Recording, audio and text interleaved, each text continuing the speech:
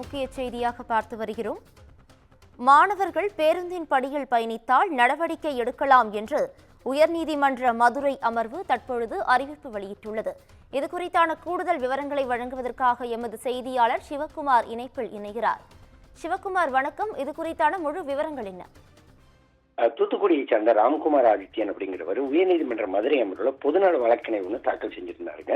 இதுல தமிழகத்துல 1 முதல் 12ஆம் வகுப்பு வரை அரசு மற்றும் அரசு உதவி பெறும் பள்ளிகள், அரசு ITI, பாலிடெக்னிக் மற்றும் அரசு கல்லூரிகளை பயிலும் மாணவ மாணவிகளுக்கு கல்வி நிறுவனங்களுக்கு செல்ல அரசு பேருந்துகளில் கட்டணம் இல்லாமல் பயணிக்கலாம் அப்படின்னு சொல்லி தமிழக அரசு அறிவித்துள்ளது. அதன்படி 24-25ஆம் கல்வியாண்டுல மொத்தம் 23,49,616 பள்ளி மாணவர்களும் சுமார் 2 லட்சம் கல்லூரி மாணவர்களும் கட்டணமில்லா பயணத்திற்கான அனுமதி அட்டை வழங்கப்பட்டுள்ளதுன்னு குறிப்பிட்டிருக்க அவரு, பொது பேருந்துகளில் மாணவர்கள் செல்லும் போது புத்தகப்பை மற்றும் உணவு பை கொண்டு செல்வதால் பேருந்துக்குள் கூட்ட நெருக்கடியில் ரொம்ப சிரமப்படுறாங்க.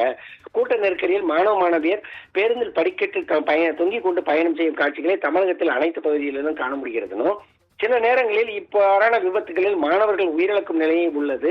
ஆகவே மாணவ மாணவியரின் பாதுகாப்பான பயணத்தை உறுதி செய்யும் வகையில நெருக்கடி மிகுந்த வழித்தடங்கள்ல குறிப்பிட்ட நேரங்கள்ல பள்ளி மாணவர்களுக்கென பிரத்யேகமாக தனிப்பேருந்துகளை இயக்க உத்தரவிடணும்னு கூறியிருந்தாரு.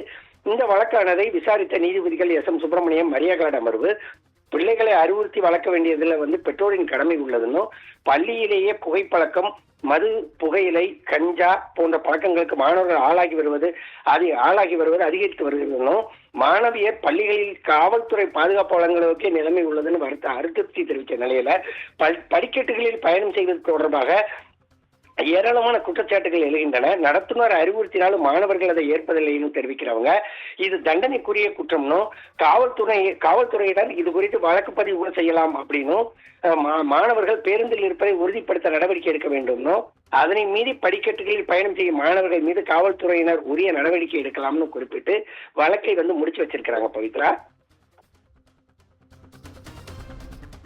கூடுதல் விவரங்களுக்கு நன்றி சிவக்குமார்.